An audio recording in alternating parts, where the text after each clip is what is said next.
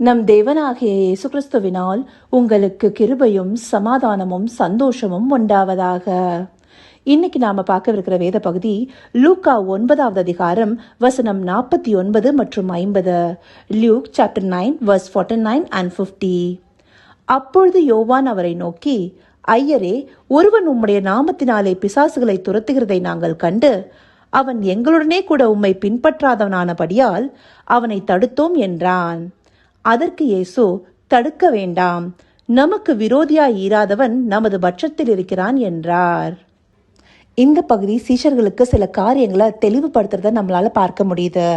இந்த அதிகாரத்தை எடுத்துட்டோம்னாலே சீஷர்களை பற்றின பல விஷயங்களை நம்மளால பார்க்க முடியுது. இந்த அதிகாரத்துடைய துவக்கத்திலே ஆண்டவராகிய இயேசு கிறிஸ்து தன்னுடைய 12 சீஷர்களை அழைத்து அவங்களுக்கு அதிகாரங்களை கொடுக்கறத நம்மளால பார்க்க முடியுது. அது மாத்திரம் இல்லாம தேவனுடைய ராஜ்யத்தை பிரசங்கிக்கவும் பின்னியாளிகளை சொஸ்தமாக்கவும் அவங்களை அனுப்பவும் செய்யறாரு. இப்படியாக அவர் தன்னுடைய சீஷர்களுக்கு கொடுக்கிற அதிகாரத்தை நம்மளால பார்க்க முடியுது.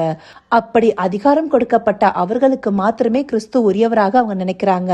அதாவது கிறிஸ்துவ தங்களுக்குரியவரா, அதாவது அவரை ஒரு குறிப்பிட்ட வட்டத்திற்குள்ளார கொண்டு வராங்க.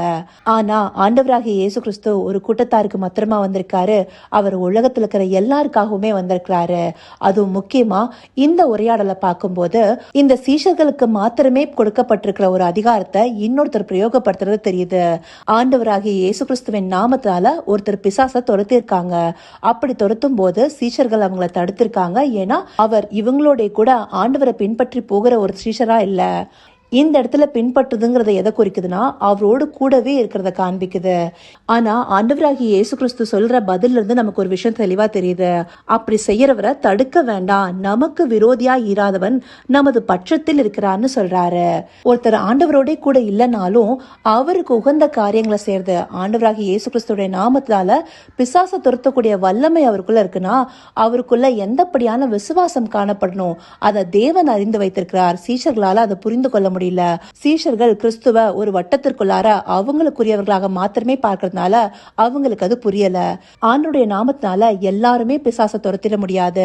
அப்போஸ்தலர் 19வது அதிகாரம் 15வது வசனம் 16வது வசனமும் நமக்கு அது ஒரு உதாரணத்தை காண்பிக்குது.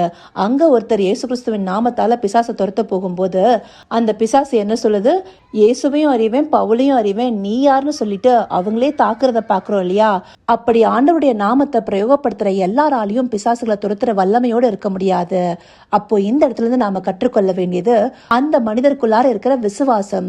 விசுவாசம் இல்லாம ஒருத்தரால எதையும் செய்ய முடியாதுங்கிறத இந்த பகுதி காண்பிக்குது. இதே பகுதி நமக்கு மார்க் 9வது அதிகாரம் 38வது வசனத்திலையும் கொடுக்கப்பட்டிருக்கு.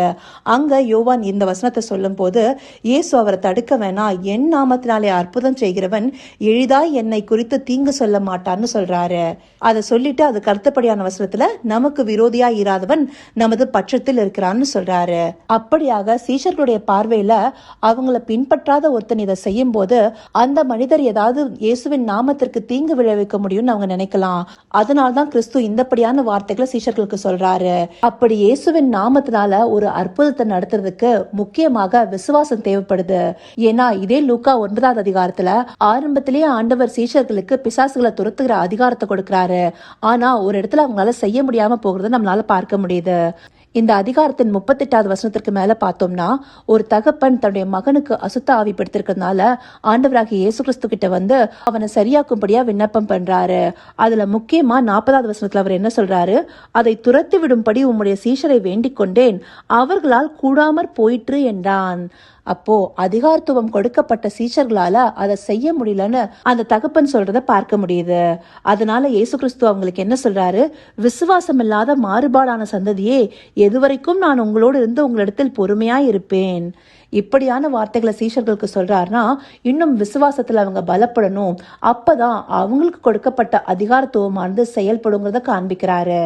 இப்படியாக விசுவாசத்துல நிலைப்பாடு கொண்டிருக்கும் போதே ஆண்டுடைய நாமத்தினால காரியங்களை நடப்பிக்க முடியுங்கிறத இந்த பகுதியில கொண்டு நம்மளால புரிந்து கொள்ள முடியுது. இதே சிஷர்கள் இதற்கு அடுத்தபடியா இருக்க 10வது அதிகாரத்துல பிசாசுகளை துரத்திருக்கோன்னு சொல்லி சந்தோஷத்தோடு வந்து சொல்றாங்க இல்லையா. 10:17 பார்த்தோம்னா, பின்பு அந்த 70 பேரும் சந்தோஷத்தோட திரும்பி வந்து, ஆண்டவரே, உம்முடைய நாமத்தினாலே பிசாசுகளும் எங்களுக்கு கீழ்ப்படுகிறது என்றார்கள். அப்போ இங்க 70 சீஷர்கள் ஆண்டவராகிய இயேசு கிறிஸ்துவின் நாமத்தால பிசாசை துரத்தக்கூடியவர்களாக இருக்கிறத நம்மளால பார்க்க முடியுது. இப்படியாக விசுவாசத்தோடவே ஒரு வல்லமை செயல்படக்கூடியதாக இருக்கும். அதையே இந்த பகுதி நமக்கு விளக்குது. அது மாத்திரம் இல்ல, முக்கியமா நாம கற்றுக்கொள்ள வேண்டிய இன்னொரு விஷயம், இங்க எப்படி சீஷர்கள் ஆண்டவராகிய இயேசு கிறிஸ்து தமக்கே உரியவர்கள் நினைத்து அவரை ஒரு வட்டத்துக்குள்ள வைத்து பார்த்து அவங்களுக்குள்ளாவே இந்த வல்லமை செயல்படும் நினைச்சாங்களோ, அந்தபடியா இந்த நாட்களையும் சில சபையினர் மாத்திரம், இல்ல சில குழுக்களால மாத்திரம், இல்ல ஒரு சில பெரிய வேத பாரகர்கள், இல்ல தீர்க்கதரிசிகளாலேயோ அப்போஸ்தலர்களால மாத்திரம்தான் சில அற்புதங்களை செய்ய முடியும்னு நினைக்கிறாங்க. ஆனா ஆண்டவராகிய இயேசு கிறிஸ்துவின் நாமத்தினால அற்புதங்களை சாதாரண ஒரு எளிய மனிதனால கூட செய்ய முடியும். எப்போ அவனுக்குள்ளார விசுவாசம் பலப்பட்டு காணப்படும் போது, விசுவாசத்துல உறுதியா இருந்து அவருடைய நித்திய ஜீவ வசனங்களை யாரெல்லாம் பின்பற்றாங்களோ அவங்களால அவருடைய நாமத்தால வல்லமையான காரியங்களை செய்ய முடியுங்கிறத இந்த பகுதி நமக்கு தெளிவுபடுத்துது. இந்த இடத்துல அந்த மனிதரை பற்றின குறிப்பு நமக்கு அதிகமாக கொடுக்கப்படல. அவர் சீஷர்களோடு ஒருவராய் இல்லங்கிறது மாத்திரம் நமக்கு தெரியுது.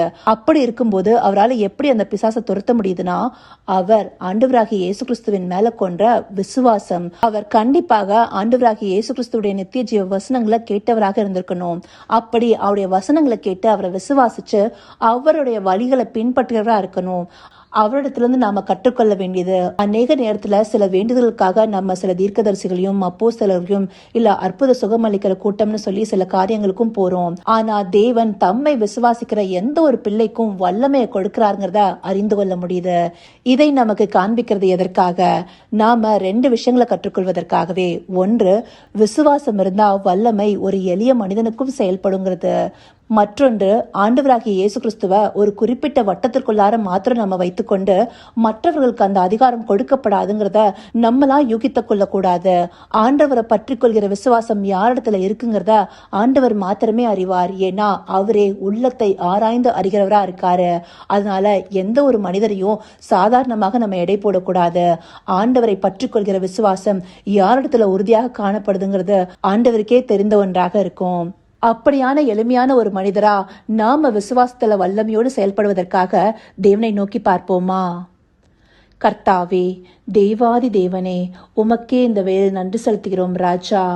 அப்பா, எங்கள் விசுவாசத்தின் மூலமாகவே வல்லமை செயல்படுங்கிறத காண்பிச்சிருக்கீங்க தகப்பனே. அப்படியான விசுவாசத்துல எங்களை பலப்படவும் வர்த்திக்க பண்ணவும் உங்களாலே கூடும் தகப்பனே. விசுவாசத்தை துவக்கிறவரும் முடிக்கிறவரும் நீரே ராஜா. உம்மை பற்றி கொள்கிற விசுவாசத்துல நாங்க உறுதியா இருக்கணும் தகப்பனே. அதே போல எந்த மனிதரையும் நாங்க சாதாரணமாக எடை போடக்கூடாது தகப்பனே. கிறிஸ்துவாகிய உம்மை ஒரு வட்டத்திற்குள்ள வைத்து பார்க்காம உம்முடைய வல்லமை உம்மை விசுவாசத்தின் மூலமாக பற்றி கொண்ட யாரிடத்திலும் செயல்படும். அது எளிய மனிதர்களாக இருந்தாலும் சரி, இல்லை உம்மை நன்கு அறிந்து தேர்ந்தவர்களாக இருந்தாலும் சரிங்கிறத காண்பிச்சிருக்கீங்க ராஜா. இதை அறிந்து கொண்டு உம்மிடத்துல எங்களை தாழ்த்தி ஒப்பு கொடுத்து உம்மை பற்றி கொள்கிற விசுவாசத்துல பலப்பட்டு உம்முடைய நித்திய ஜீவ வசனங்களை பின்பற்றுகிற பிள்ளைகளாய் எங்களை மாற்றி அருளும்படி உம்மை வேண்டிக் கொள்கிறோம் தகப்பனே. அப்படியாய் நீங்க எங்களை நடத்தப் போகிற கிருபைக்காய் நன்றி. சகலவித துதி மகிமை கனம் யாவும் ஒருவருக்கே செலுத்துகிறோம். இயேசு கிறிஸ்துவின் மூலமாய் வேண்டிக் கொள்கிறேன் பிதாவே. ஆமேன், ஆமேன்.